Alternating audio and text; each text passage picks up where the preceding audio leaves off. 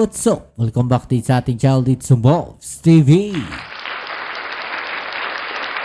Alright, so tayo nagbabalik muli mga kababayan at ito pag-usapan natin. Kababalik lamang po ni Kiko Barzaga sa Kongreso pero 60-day suspension na naman ang kanyang haharapin. Suspendido na naman po si Kiko Barzaga ng another 60 days matapos po siyang bumalik sa Kongreso. Ayaw na ata siyang makita ng kanyang mga kasamahan sa Kongreso, mga kababayan. Okay, so yan ang ating alamin ngayon at pag-uusapan. Pero syempre, bago ang lahat, please don't forget to subscribe, like, share at comment dyan sa comment section. At syempre, shoutouts tayo sa mga subscribers natin dyan. Maraming salamat sa inyong suporta. At eto na nga mga babayan, no? Another suspension po ang ibinigay o ipinataw ng Kongreso dito po kay Kiko Barzaga. It's another 60-day suspension. No?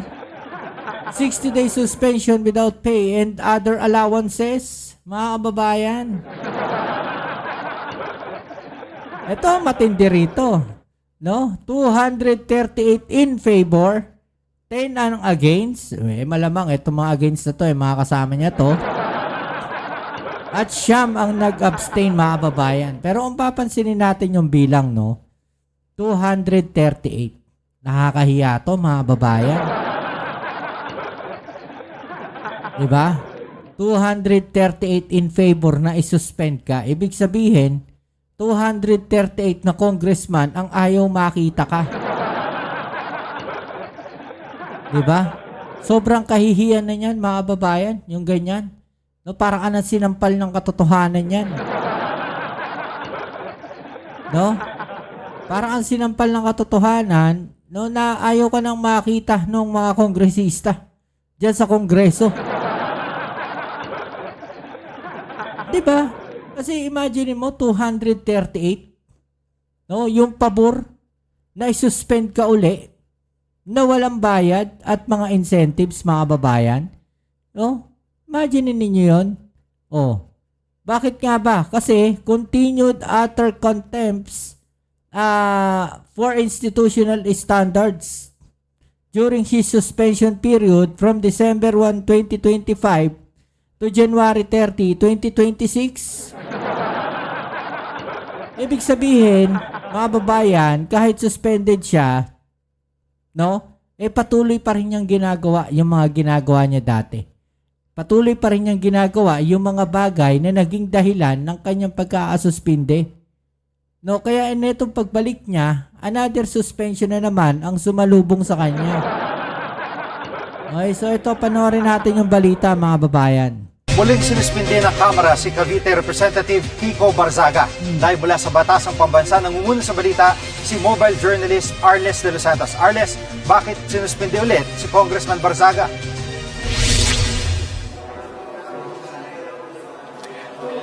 Jiggy, alam mo sa botong 238 affirmative votes, 10 against at 0 abstention. Grabe, no? 238 votes. Panibagong 6 Okay, so hindi siya 0, mga kababayan, ha? 9 po siya. Siya po yung nag-abstain. So baka nagkamali lang siya.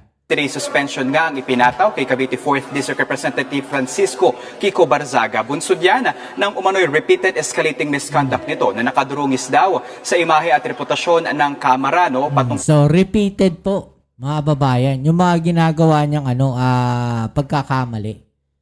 'Di ba? Paulit-ulit. No, yung kanyang ginagawang pagkakamali. No, kaya sinuspend uli siya na nakakasira po sa imahe ng Kamara. 'Di ba? Imaginein mo, may kongresista tayo na apasok na ganyan sa Kongreso na ganyan ang mga ginagawa. Mga babayan, nakakakita tayo ng mga congressman na bumabatikos sa ating gobyerno. 'Di ba? Bumabatikos sa mga ginagawa ng ating pamahalaan. Pero not in a such a way yung mga ginagawa ni Kiko Barzaga. Kasi sabi nga nila, no, yung mga sinasabi ni Kiko Barzaga, yung mga pinopost niya sa social media, parang mere allegations. No, parang gawa-gawa lang yung iba. Kagaya niyan. No? Yung ginawa niya na pagdadawit, no, doon po sa kay Razon. 'Di ba? Nung huli bigla niyang binawi nung sinampahan na siya ng kasong libel. 'Di ba? Doon pa lang magtataka ka na, bakit niya binawi? 'Di ba? May mali ba doon sa kanyang mga sinabi? Kaya binawi niya. O ngayon tinuluyan siya. Ayun. O lalo habang siya ay suspendido mula December 1, 2025 hanggang January 30, 2026. Ayon kay House Ethics Committee Chairperson JC Abalos, imbis daw na magtino o mag-ayos si Barzaga dahil sa seryosong parusa na ipinataw sa kanya ay kabaliktaran pa raw ang ginawa o nangyari rito. Gaya na lamang ng pag-post ito sa kanyang social media kung saan tahasang sinabi nito na hindi siya dadalo sa anumang pagpapatawag o pagpupulong ng House Ethics Committee kaugnay nga ng isinasagawang pagpupulong at suspensyon sa kanya, no? At maaari raw siyang sipain sa pwesto kung nanaisin ng Kamara. Diba? Wala sa katinuan yung ganun, mga kababayan eh. No? Imagine mo, suspended ka na tapos ganun pa yung attitude mo. No, parang spoiled brat, mga kababayan. No, na parang wala akong pakialam kung i-suspend nyo ako. No, kahit sipain nyo pa ako dyan sa camera. Mas mabuti pa nga siguro no, na sipain na lang siya sa Kongreso, mga kababayan, kesa naman ganyan yung kanyang ginagawa. Diba? Di ko lang alam kung may history na, no, na congressman na nasipa sa Kongreso. No, pero kung wala, kauna-unahan si Kiko Barzaga na masisipa sa Kongreso pag nagkataon. Gayon din ang mga alegasyon nito kay yumaong Representative Romeo Acop na kung saan iniugnay naman ito ni Barzaga si Acop sa flood control corruption scandal. Alam daw ni Barzaga yung bigat ng parusa na ipinataw sa kanya pero tila hindi raw nito kinikilala yung seryoso na hakbang na ginawa ng Kamara laban sa kanya. Matatandaan din na Jiggy na nag-ugat itong suspension kay Barzaga ng maghain ng ethics complaint si House Deputy Speaker at Antipolo Representative Ronaldo Puno at iba pa niyang dating kasama sa National Unity Party of NUP patungkol doon nga sa mga malalaswa umano na post ni Barzaga sa kanyang social media accounts na sinundan naman ng cyber libel complaint matapos sabihin ni Barzaga na tumanggap daw ang mga kasapi ng NUP ng suhol mula sa isang negosyante para masiguro ang suporta kay dating House Speaker Martin Romualdez. Nakita niyo yun, mga kababayan? Diba? Suspended na siya kung ano-ano pa yung mga pinagsasabi at pinagagawa niya. Tama naman no, yung sinabi no, na imbis na magtino, tila parang lumala pa. Diba yun ang mga pinagagawa ni Kiko Barzaga. Mga babayan. Diba? Kasi kung ikaw sinuspend ka na, no, dapat naglaylo ka na eh. Diba? Usually ganun ang ginagawa eh. Tumatahimik na lang, naglalaylo na muna. No, ayaw na muna magpa-interview, no? Siya hindi, baliktad. No? Tuloy pa rin. At parang mas malala pa yung mga ginawa niyang aligasyon at mga pinaglalabas niya na video na kung ano-ano. Alam mo, nakita ko dito kay Kiko Barzaga, no? Hindi to dapat naging congressman. No, sa akin lang nakikita ko lang. Dapat dito nag-vlogger eh. No, kasi para siyang sabik. No, nung napansin siya ng taong bayan, napansin siya ng mga DDS, no, dumami yung followers niya, mga babayan. Parang siya, parang nalunod siya, no, sa ganung sitwasyon. No, nalunod siya sa fame, mga babayan. Bigla siyang sumikat, bigla siyang nakilala, mga babayan, no, dahil sa pagbanat niya sa gobyerno. 'Di ba? Para siya nalunod sa fame eh. Which is hindi dapat. No, dahil public servant ka eh. Diba? Jiggy. At Arles, bago itong kanyang second suspension ay nakatungtong na ba dyan sa Congress si Barzaga at meron na ba siyang pahayag dito sa panibago suspension? Jiggy, alam mo kanina dumating dito si Barzaga, no, nakipagkamay siya sa mga kapwa mambabatas na kangiti at nag-bitbit ang kanyang maliit na suitcase, no, at tila nga hindi alintana yung nang mangyayari na pagpapataw ng bagong suspension sa kanya, no. Narinig niya kung ano nga ba yung naging basehan ng panibagong suspension laban sa kanya. Hindi siya umaayon dito pero hindi na natin naabutan kung nagkaroon siya ng pagkakataon na magpahayag ng kanyang posisyon dito, no? Pero kaninang umaga ipinahayag ni Davao First District Representative Paulo Duterte na hindi raw naaayon sa batas, no, at sa umiiral na mga utos itong Nako. pag-suspend kay Representative Kiko Barzaga. Sasabihin nyo talagang hindi aayon yan, no? Kaalyado ninyo eh. Pagtatanggol nyo talaga yan, di ba? Dapat nga kayo, hindi kayo pumapasok, no work, no pay na kayo eh. Samantalang isa pa na nag-oppose dito nga sa suspension ni Barzaga, si Representative Paulo Marcoleta, kung saan sinabi na hindi daw si Barzaga yung kalaban dito o yung maaapektuhan, kundi yung mga kasama nito sa distrito, yung mga mamamayan ng Cavite 4th District Representative, at bahagi daw ng karapatan nito ni Barzaga na magpahayag ng kanyang saloobin sa kanyang social media post. Jiggy. Yan ang ulat ni It's not about yung yung post sa social media eh. Doon nga siya na doon nga siya na ground eh. 'Di ba? Doon siya na suspend. Mga babayan. No, walang problema magpahayag sa social media, pero limited dapat. No, alam niyo kung bakit limited? Ano siya? Public servant siya, mga babayan. No, so maraming nakakakita ng mga kababayan niya, mga kadistrito niya, ng mga pinopost niya. 'Di ba, mga babayan? Which is yung mga pinopost niya minsan, sa tingin ba ninyo ikatutuwa pa yan ng mga kababayan niya, ng mga kadistrito niya, ng mga nasasakupan niya? Hindi naman lahat natutuwa doon sa mga pinopost niya, mga babayan eh. Diba? Baka nga yung iba dyan, nabubuisit na eh. O ano ba yung nararamdaman ni Kiko Barzaga, mga babayan? No, doon po sa sinabi na yan. Pero ito, talakayin natin, no? May papakita ko sa inyong video. No, hindi ko alam kung kailan nangyari tong video na to, pero nakapost kasi rito 1 day ago.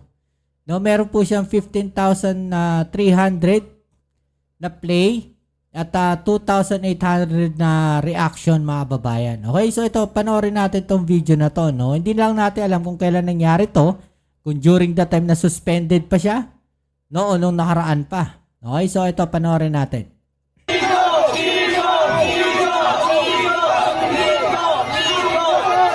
Tuwan-tuwa, no? Tuwan-tuwa siya sa mga sigaw ng mga DDS.